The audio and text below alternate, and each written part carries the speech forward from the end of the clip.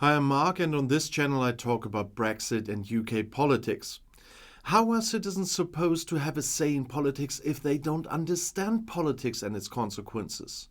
And worse still, if they no longer believe scientists and experts and to prefer to piece together supposed truths themselves?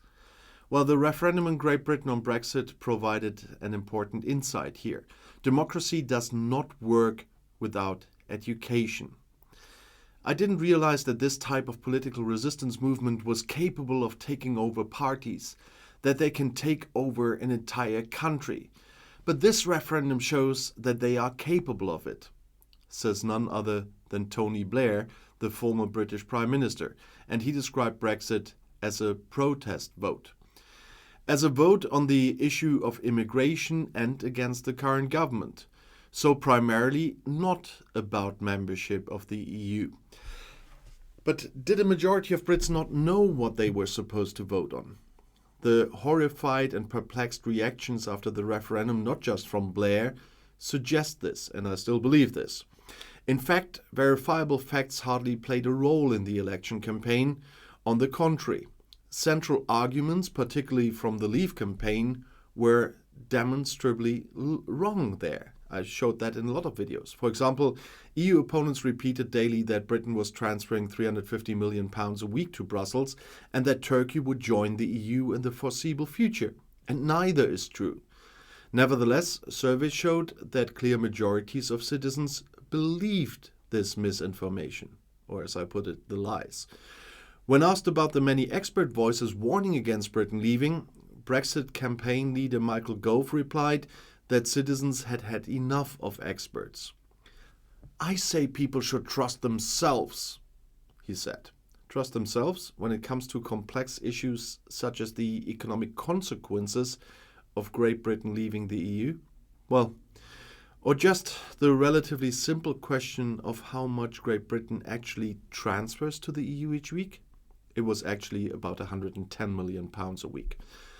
There's an interesting parallel with Germany here. In the draft of its party program, the AfD simply denied human-caused climate change. There would have been no increase in temperature in the last 2 decades. That's what their paper said at the time. In fact, it has long been scientifically proven that 15 of the 16 warmest years since climate records began were in the 21st century, which is only around 23 years old. The AfD has become a party that turns against science, was written by a German newspaper. The AfD argues along the line of truth or lies, and they decide what is true. But why do supporters of such movements remain so strangely cold when they are clearly convicted of false information? And the answer is quite banal. They don't believe the evidence, so they continue to think the lies are truths, because they can't distinguish findings from claims when it comes to more complex questions. There is a lack, of education.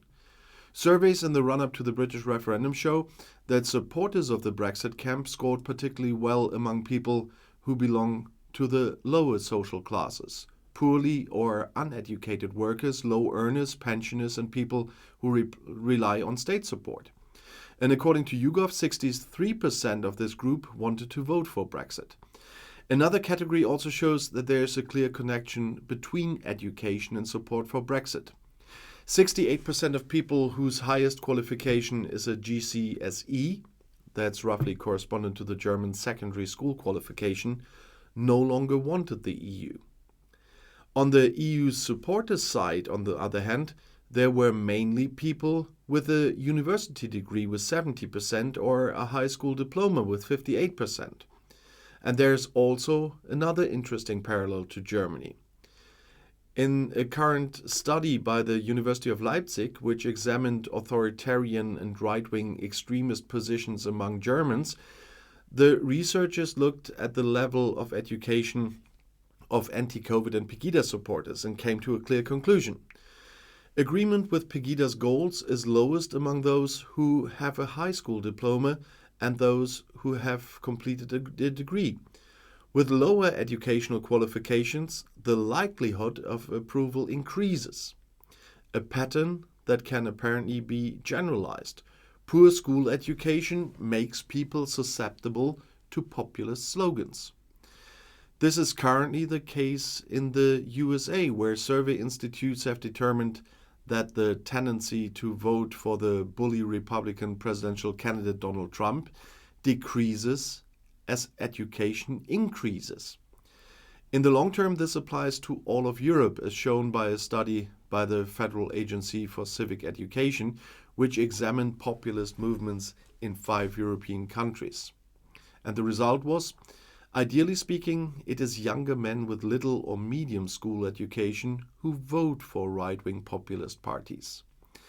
In terms of their profession, they are skilled workers or other unqualified workers, rarely masters or foremen. The unemployed and the old middle class of shopkeepers and craftsmen are also overrepresented. The lack of education has consequences for the political debate, though. Complex problems are reduced to buzzwords in order to be understood by the audience. The simplification, in turn, leads to the audience making judgments about everything and everyone. Regardless of the difficulty of political problems, whether the Euro crisis or the Middle East conflict, everyone seems to be ready to take a position at any time. It is an expression of a time in which people expect to be taken seriously with likes. That was written by author Laszlo Trankowicz in an essay for the Federal Agency for Civic Education. And he explains, the popular demand for more participation is hardly accompanied by a sense of obligation to educate, inform, and get involved intensively. The addiction to being picked up is growing. The background is a misunderstanding of what human equality and respect for citizens really mean, even in a democracy.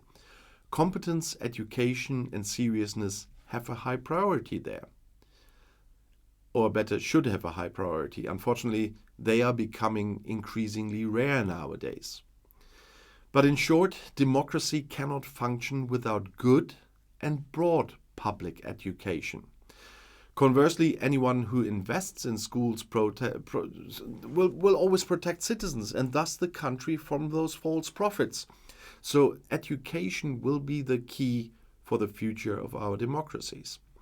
And if you want to know more, the next video is right here in the end screen. I'll see you there. I'll be back.